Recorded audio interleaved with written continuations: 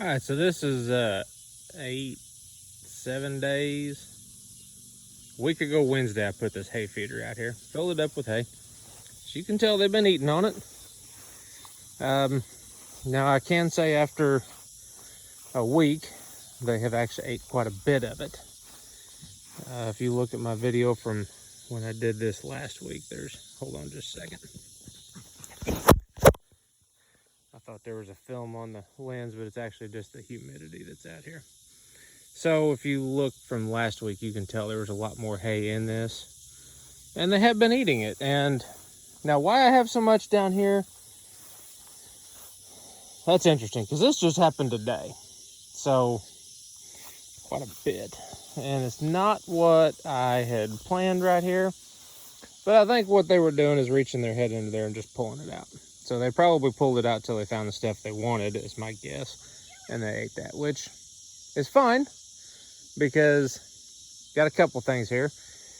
I don't think they would be able to do that with a round bale quite the same, reach in from the end, because the round bale won't be to the end like this is, because you know, it's 9 foot length. So from where we're seeing right here to the other end is 9 foot. So a round bale, they won't even be able to touch the end of it. They'll have to reach from the sides, which is why I built it. Of course, I also built it in mind of feeding a big square bale, which would be less hay than what that is.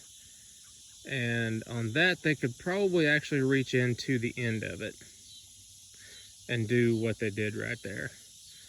But that's all part of the trial on this. I think if I put a cattle panel on that end gate, they probably won't be able to do that, and they'll have to eat through the sides. That's what I'm gonna try. If I put a big square in there, but I don't plan on getting any big square bales this year, so that won't be an issue. But round bales, I don't think I'm gonna have near that issue. As you can tell, they've been haven't ate off of this side as much, probably because the other side's shade in the daytime, because that is straight south right there. So they would be directly in the sun on this side. Over here, they'd be directly in the sun, which actually that right there is from I pulled that out just to smell the hay and stuff. But this side, they're in the shade. And that's why you can tell they've ate more. And of course that end down there, well, welcome to horses. They'll find a way to rip it out. So, have they ate a lot of that? I would have liked to seen them eat more in the last week.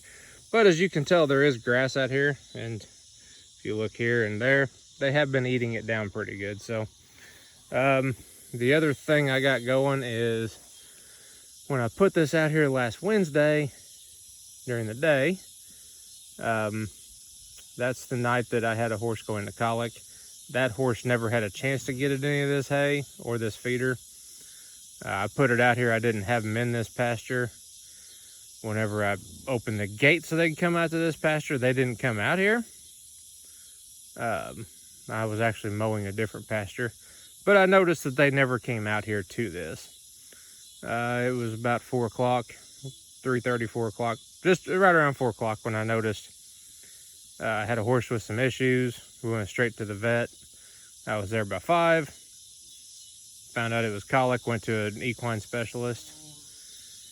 Spent the better part of the next 2 days down there. I did come out and look at this, saw they'd been eating on it. Took care of the horses when I was here, but as much as I could, I tried to be down at that specialist, you know, checking out the horse that was there. That horse didn't make it, as most people know, because anybody who's watching this on YouTube has probably seen my Facebook page. We had a twisted gut issue. Chance he might pull out of it. Good chance that he wouldn't, and he didn't.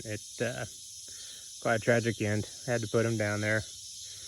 At the end, that was pretty sad, but we are looking for another horse. But anyway, even with 3 horses, I still needed to reduce waste quite a bit. I think this is going to work good. I think it's going to work better on round bales, because as I can tell, my intentions was for them to eat through the sides, not the ends.